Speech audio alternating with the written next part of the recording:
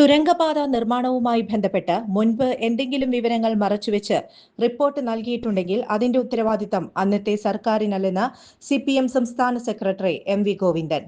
വിവരങ്ങൾ ആരെങ്കിലും മറച്ചുവെച്ചിട്ടുണ്ടെങ്കിൽ അത് അവരോടാണ് ചോദിക്കേണ്ടതെന്നും ഇതിൽ സർക്കാരിന് പങ്കില്ലെന്നും അദ്ദേഹം വ്യക്തമാക്കി.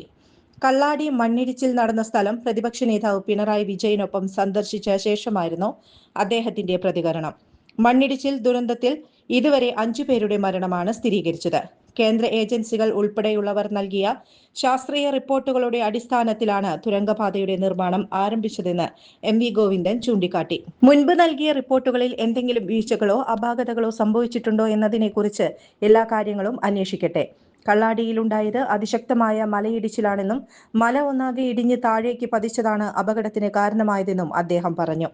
ഇത്തരത്തിൽ വലിയ രീതിയിൽ മലയിടിഞ്ഞു വരുമ്പോൾ അതിനെ തടഞ്ഞു നിർത്താൻ സാധാരണ സംരക്ഷണ ഭിത്തികൾക്ക് കഴിയില്ലെന്നും അദ്ദേഹം ചൂണ്ടിക്കാട്ടി.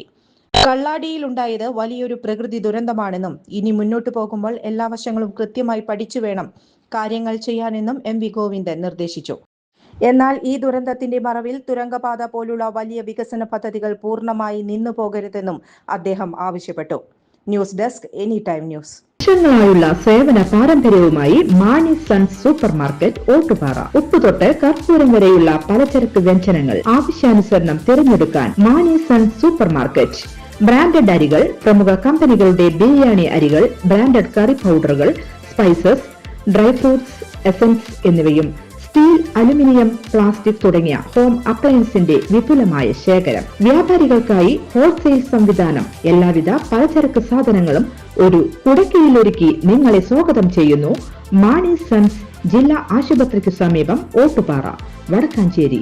Phone number 9072303443 8078417443. കൂടുതൽ വാർത്തകൾക്ക് ഞങ്ങളുടെ ചാനൽ സബ്സ്ക്രൈബ് ചെയ്യുക. ഫേസ്ബുക്ക് ഫോളോ അപ്പ് ചെയ്യുക. വാർത്തകൾ വേഗത്തിലറിയാൻ എനി ടൈം